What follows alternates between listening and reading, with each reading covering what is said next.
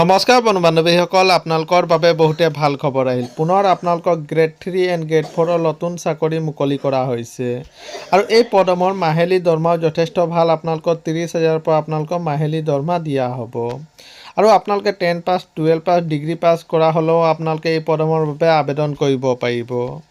আপোনালোকৰ কি পদ মুকলি কৰা হৈছে, আপোনালোকে কিমান বয়সলৈকে আবেদন কৰিব পাৰিব আৰু কিদৰে আপোনালোকে আবেদন কৰিব, সবিশেষ জানিবৰ কাৰণে আমাৰ এই ভিডিঅ'টো মাথো আপোনালোকে শেষলৈকে চাই থাকিব। ব্লগ ভিডিঅ'টো আৰম্ভ কৰোঁ।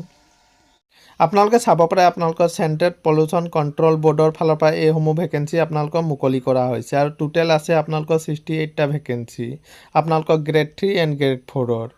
কি পদ মুকলি কৰা হৈছে ব্লগ চাই লওঁ।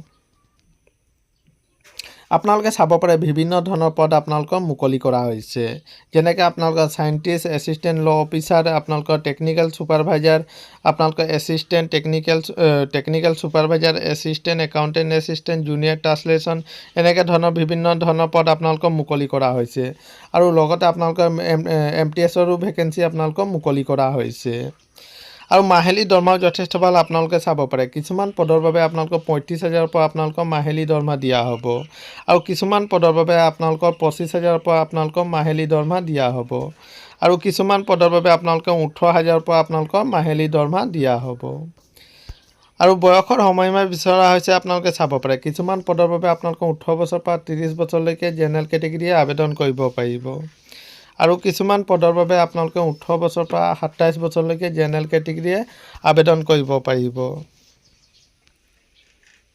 আৰু লগতে আপোনালোকৰ এজ ৰিলেক্সনো আপোনালোকৰ দিয়া হৈছে। SC ST হ'লে 5 বছৰ, OBC হ'লে আপোনালোকৰ 3 বছৰ আৰু কোৱালিফিকেশ্যন বিচাৰিছে। আপোনালোকে চাব পাৰে কিছুমান পদৰ বাবে আপোনালোকে মাষ্টাৰ ডিগ্ৰী কৰা হ'ব লাগিব, লগতে ডিপ্ল'মা আপোনালোকক কৰা হ'লে আপোনালোকে আবেদন কৰিব পাৰিব আৰু কিছুমান পদৰ বাবে আপোনালোকে মাথো 10 পাছ কৰা হ'লেই আপোনালোকে আবেদন কৰিব পাৰিব, যেনেকৈ আপোনালোকৰ যিবোৰ আপোনালোকে MTSৰ ভেকেঞ্চি আছে এইসমূহৰ বাবে আপোনালোকে 10 পাছ কৰিলেই আবেদন কৰিব পাৰিব আৰু কিছুমান পদৰ বাবে আপোনালোকে মাথো 12 পাছ লগতে আপোনালোকে টাইপিং থাকিলেই আপোনালোকে আবেদন কৰিব পাৰিব, যেনেকৈ ডাটা এণ্ট্ৰি অপাৰেটৰ, লোৱাৰ ডিভিজন ক্লাৰ্ক, এইসমূহ পদৰ বাবে আপোনালোকে 12 পাছ লগতে টাইপিং কৰিব পাৰিলেই আপোনালোকে আবেদন কৰিব পাৰিব